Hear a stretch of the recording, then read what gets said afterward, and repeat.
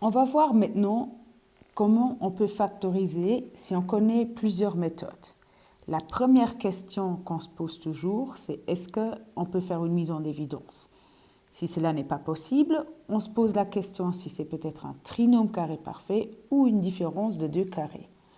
Voyons cela à partir d'exemples. X au cube plus 100x. D'abord, on se pose la question si on peut faire une mise en évidence. Oui. On voit en effet que cette expression a un facteur commun, à savoir x. Donc, on va mettre x en évidence et il nous reste x au carré plus 100.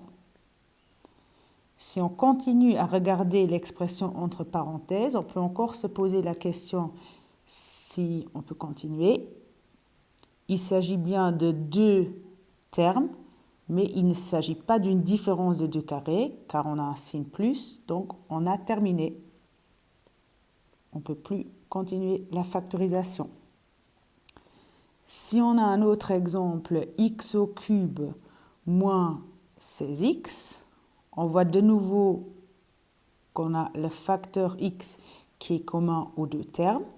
Donc on va mettre x en évidence. Et cette fois-ci, on se retrouve avec x au carré moins 16. De nouveau, entre parenthèses, on a deux termes. Oui. Et il s'agit d'une différence de deux carrés. Donc, à l'aide de la formule des produits remarquables qu'on a vu dans une autre vidéo, on peut conclure que x au carré moins 16 revient à x plus 4, x moins 4. Et on a terminé la factorisation. Prenons un autre exemple. X plus 1 fois x au carré moins 25x plus 1. De nouveau, on se pose la question si on peut faire une mise en évidence. Oui. Cette fois-ci, on peut mettre x plus 1 en évidence. Donc, on commence avec une mise en évidence de x plus 1. Il nous reste x au carré moins 25.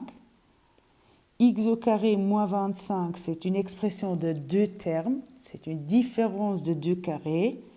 On utilise de nouveau un produit remarquable pour transformer cette différence en un produit.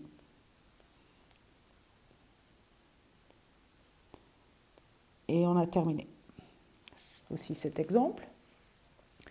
Si on a un exemple du type 100x cube moins 60x au carré plus 9x, on peut aussi mettre le facteur x en évidence. On voit que les trois termes ont un facteur x, donc on commence à mettre x en évidence. On se retrouve avec 100x carré moins 60x plus 9.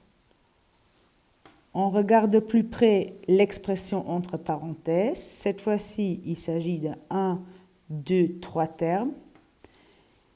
Est-ce qu'il s'agit d'un trinôme carré parfait? On a le premier terme qui est le carré de 10x. On a le deuxième terme qui est le carré de 3. Est-ce que le terme au milieu correspond à 2 fois 10x fois 3?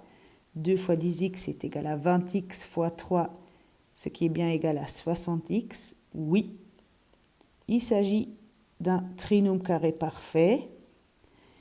Donc l'expression peut être transformée en 10x moins 3 au carré. En effet, le double produit est précédé d'un signe négatif, donc c'est le carré d'une différence.